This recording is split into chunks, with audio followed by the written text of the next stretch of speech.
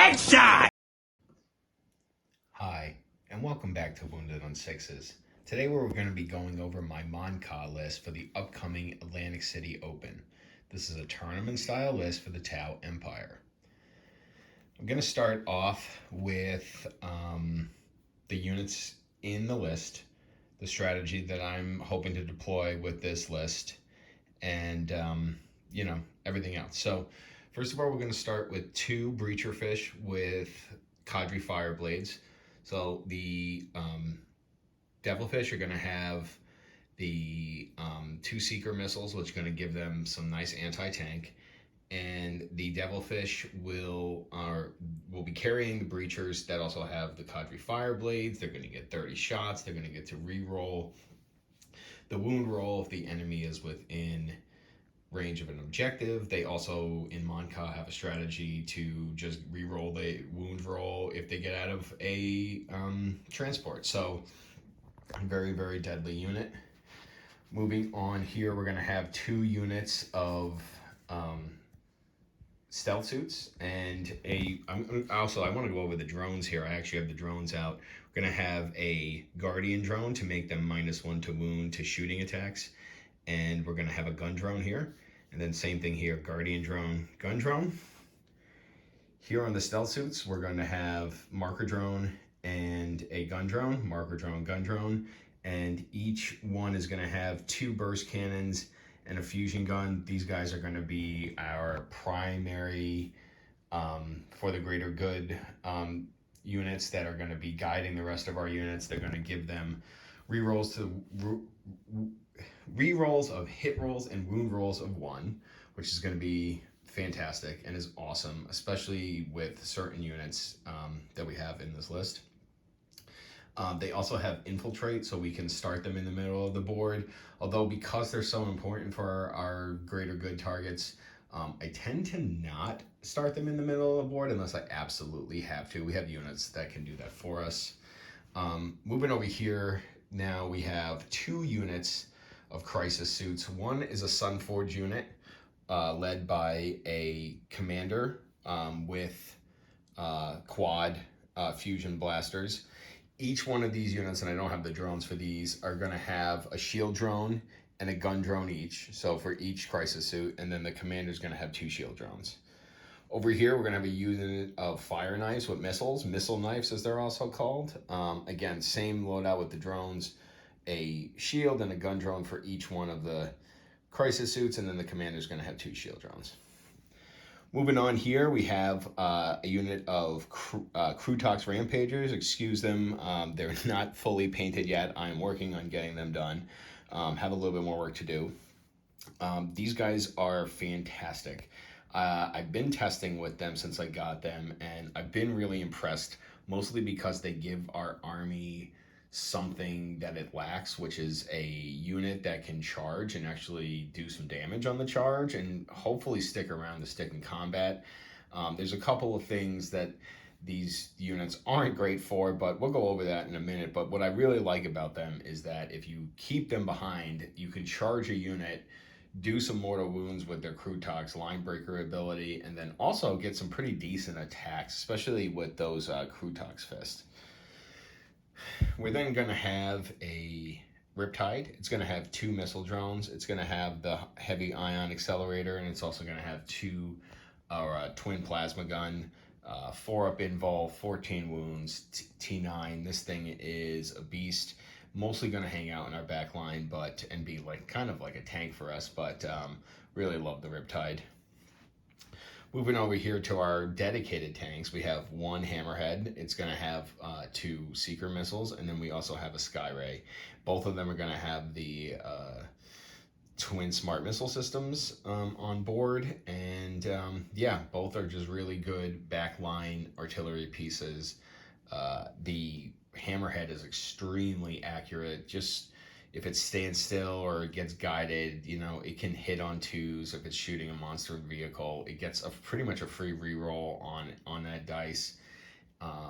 It's incredibly accurate, that rail cannon, and it can point and click destroy Same thing with the Skyray.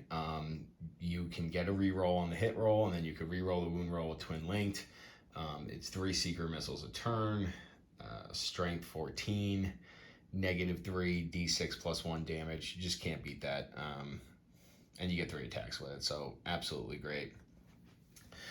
Rounding out the list, we have 2 Ghostkeels. They're both going to have their stealth drones, cyclic ion rakes, and twin fusion blasters. And these guys have infiltrate, they have stealth, they're T8, they have pretty decent shooting. I mean, not amazing, but it's pretty good. And they're very important to this list. So the way that we try to play, and people have said, you got a lot of everything in here, and that's absolutely correct. We want a lot of everything in here because the strategy that we're going to be using and deploying in these games requires us to have all these little pieces. So essentially the way it's going to be is that our tanks and our Riptide are going to hang out in our deployment zone. They're going to provide fire support in fire lanes. Ultimately, the Riptide is in charge of protecting the gunships if need be, but those are the roles. They are the anvil, if you will.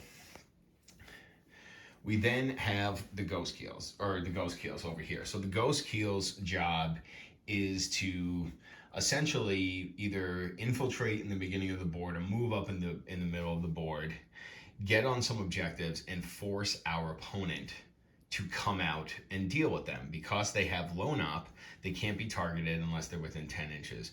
Ideally, we even want our opponent to make a charge, although we'd like them to do that on turn 2, not on turn 1. So we want to make sure to keep these guys out of combat turn 1, but by turn 2 it's okay because of the way the strategy is going to work. But essentially these Ghostkeels will force our opponent to come out of their deployment zone and deal with them. When they do, and they give us room in their backfield, we're going to drop the crisis suits. So the Sunforge are going to go after whatever big tank they give us room to drop into, and then the missile knives here are going to go after whatever type of infantry type unit that they have. We can give both of these guys here can get -5 if we negate or if we use the stratagem on them, which is really cool. And these guys can be strength 7, -2 damage. So really good at killing infantry, particularly Marines, but really anything else. Really bringing this missile knife unit for like, orc type list or something like that. But both of these units are essentially going to drop into our opponent's backfield. They're going to become a problem for them.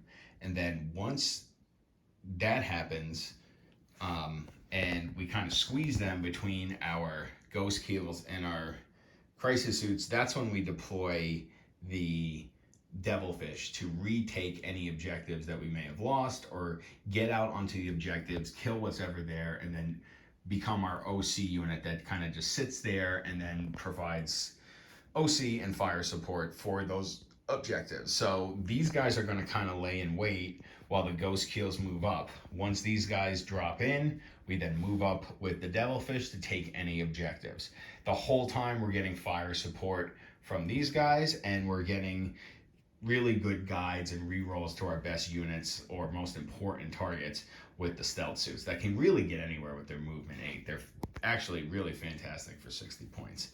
Finally, the wild card here is going to be the Krootox rampagers. Now, a lot of people have told me, oh, you should run Pathfinders, and maybe I should. But what I like about this unit is it gives us a counter charge ability. If something charges our Ghostkeel, we can charge them with this. If something doesn't quite make one of our Ghostkeels, we can kind of move this guy in between, hide him behind a ruin, come around in our movement phase, and then charge. Again, these guys only move movement 7 and they can't go through ruins, but if you stage them properly, they can, hide behind a ruin, come around, and then charge, making that charge. And when you make the charge with these guys, you want to make sure that you spread out the full coherency length, because you get to, with their Krootox ability, you roll a dice for each enemy model in that unit that's in engagement range. So you want to try to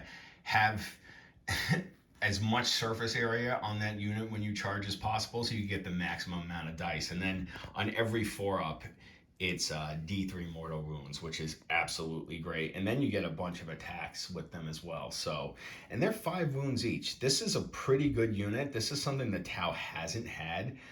Something that I'm like really happy about having, because it's something I've really wanted, you know, ever since 10th edition came around. And quite frankly, I don't think the carnivores are as good as they were in 9th edition, and they were kind of meat shields before. This is better than a meat shield because it can actually do damage. It can actually like blunt a charge. So that's what I really like about these Krootox, and it gives us so much flexibility with the rest of the list. So we're really trying to do a hammer and anvil strategy here, where the Ghostkeels go out, coax our opponent out. We drop the crisis suits to deal with anything in the backfield and kind of begin to squeeze. We then run in our assault units here, and then anything that wants to charge us gets charged by the Krootox riders. So this is what I'm calling Mont'ka 3.1. It's the list I'm thinking about taking to the Atlantic City Open coming up in less than 5 weeks.